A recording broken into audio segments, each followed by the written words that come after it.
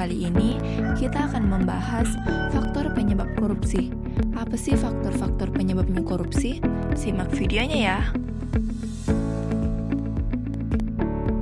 Jadi, faktor yang menyebabkan korupsi yaitu ada dua faktor. Yang pertama, faktor internal, di mana faktor internal ini gaya hidup konsumtif, lingkungan sosial negatif atau gen tekanan, lemahnya moral, kejujuran, dan iman.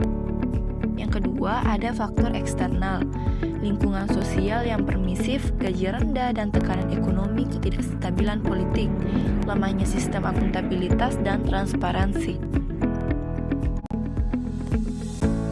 Selanjutnya ada penyebab korupsi yaitu konsep teoritis. Yang pertama, politik sebagai akar korupsi. Yang kedua, bentuk korupsi politik. Yang ketiga, penyebab struktural dan budaya.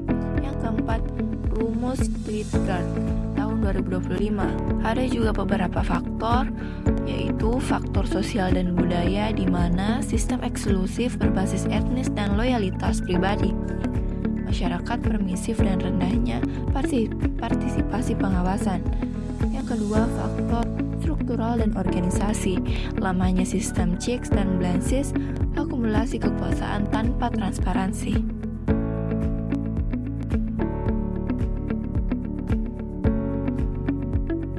Selanjutnya, hukum-hukum. Faktor hukum dalam korupsi. Yang pertama, ada kualitas undang-undang buruk. Banyak aturan hukum tidak jelas, tumpang tindih, dan multifasir. Sanksi tidak tegas, terlalu ringan, atau tidak konsisten, tidak sesuai dengan kondisi nyata di masyarakat. Yang kedua, ada proses pembuatan hukum bermasalah. Dipengaruhi kepentingan politik dan bisnis, tawar-menawar, dan suap dalam legislasi. Undang-undang digunakan untuk melindungi kekuasaan, bukan rakyat. Yang ketiga, ada penegakan hukum yang lemah. Aparat penegak hukum tidak independen, kasus kecil cepat diproses, kasus besar lambat dan berlarut, keputusan pengadilan sering tidak adil. Yang keempat atau yang terakhir, budaya hukum yang lemah. Masyarakat kurang sadar hukum, pengawasan minim, baik internal maupun eksternal, korupsi dianggap biasa, sulit diberantas.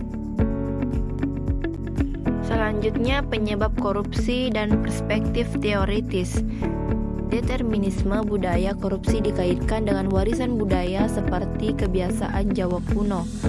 Teori Strain atau Robert Merton, tekanan sosial dan keterbatasan akses terhadap peluang mendorong individu menyimpan dari norma demi ucapan untuk mencapai tujuan.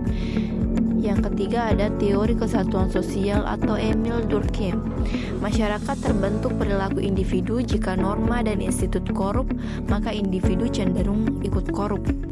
Yang terakhir ada teori Ghosn atau Jack Boulogne.